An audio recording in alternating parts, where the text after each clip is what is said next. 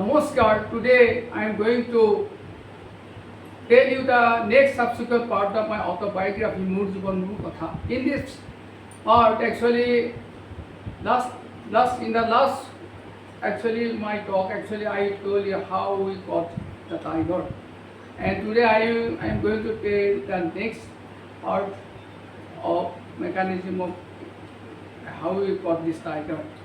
So, if anything wrong, excuse me for that. ইয়াৰ কাৰণে দৰ্জাখনৰ দুইটা মূৰত বেত গছৰ গুৰিত ফালৰ শকত বুঢ়া বেত আৰু মৰাপতৰ পঘাৰে টানকৈ বান্ধিছিল।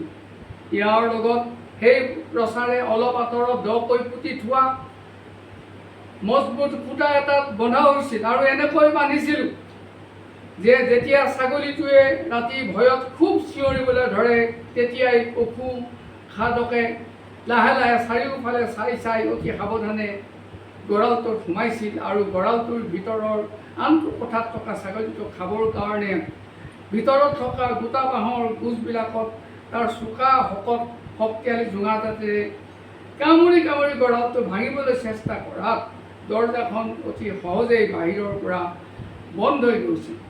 তদুপৰি বন্ধ হোৱা দৰ্জাখন বাঘে ভিতৰৰ পৰা খুলিব নোৱাৰিবৰ কাৰণে গোটা বাঁহৰ দৰ্জাখনতো গুৰি শকত ভীমকলৰ ৩-৪ টুকুৰা বা কাঠৰ কুন্দা পথালিকৈ বান্ধি দিয়া হৈছিল।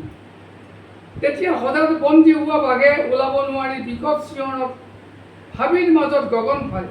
আমি হ'ব গোটেই ৰাতি উজাগৰে থাকি যেতিয়াই বাঘৰ চিঞৰ শুনো তেতিয়াই সকলো ৰাইজে গোট খাই ঢল পোৱাতেই বাঘ ধৰিবলৈ পিঞ্জৰাৰ ওচৰলৈ হাতত জাঠি জোং লৈ দৌৰ মাৰোঁ।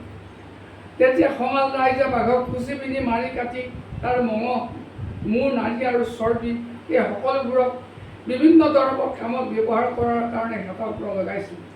প্ৰত্যেক ঘৰৰ পৰা গৰু ছাগলী খাই প্ৰায় শেষ কৰাৰ বাবে খঙতে মানুহবিলাকে বাঘক মাৰিছিল। আজিকালি আমাৰ ফালৰ নৈবিলাকৰ দুই পাৰত অগাধ অৰণ্য, কাৰণ গাঁৱত উঠি অহা যুৱচামে হাবিলৈ নাযায়, হাবিত কাম নকৰে, অকামিলা আৰু এলেহুৱা হ'ল। সেইকাৰণে তাত বহুতো নাহৰ পুথি দি বাঘ হৈছিল। ভয়ত কোনো মানুহ কাম কৰিবলৈ হাবিলৈ নাযায়, গাঁৱত গৰু ছাগলী খাই শেষ কৰিছিল। মানুহে ধৰিলেও চৰকাৰে মাৰিবলৈ নিদিয়ে। ৰাইজৰ হেঁচাত পৰি কেতিয়াবা বন বিষয়াই লৈ গৈ কেইবা মাইল দূৰত গভীৰ ডাঠ অৰণ্যত পুনৰ মেলি দিয়ে। পুনৰ সেই বাঘে গৰু ছাগলী খাবলৈ আকৌ গাঁওবিলাকলৈ ঘূৰি আহি ৰাইজৰ অৱস্থা পানীত হাঁহ নচৰা হয়। আকৌ কেতিয়াবা মাটিত গাঁত খান্দিও ছাগলী ৰাখি বাঘ ধৰা হয়। দেশৰ আৰম্ভণিৰ পৰাই শালি খেতিৰ কাৰণে ৰোপিত মাটিবোৰ এচাকত কহাই দুচাকত সামৰিবলৈ আৰম্ভ কৰোঁ।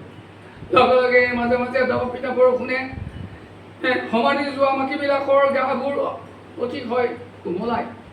জেঠমহীয়া খৰাং ৰ'দত মাজে মাজে কোমলি যোৱা সমাধি থোৱা মাটিবোৰ গেলা নৰাবিলাকৰ লগত মিলি আৰু সাৰু হৈ পৰে।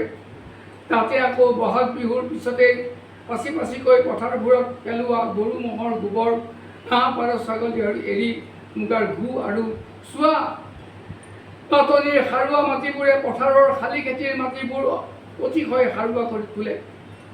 এই সাৰবোৰৰ সংস্পৰ্শত এজলা, লিমা, লিমনিয়া, ভেলিষ্টেৰিয়া, হাইড্ৰিলা আদি পথাৰৰ পানীত গজা ঘাঁহবোৰ আৰু প্লেংটনৰ স্বাস্থ্যবোৰ অতি উন্নত হৈ তজবতীয়া হয় আৰু ই মাটিৰ কণিকা ছইল মলিকুলবিলাকক প্ৰচুৰ পৰিমাণে বিশুদ্ধ অম্লজান যোগান ধৰি মাটিক অতি সাৰুৱা কৰে।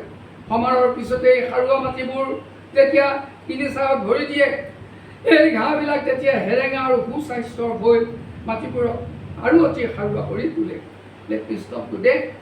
Next day, another day, I will tell you the next subsequent part of my autobiography, Mur Jiban Mur Katha. Thank you very much. Even excuse me for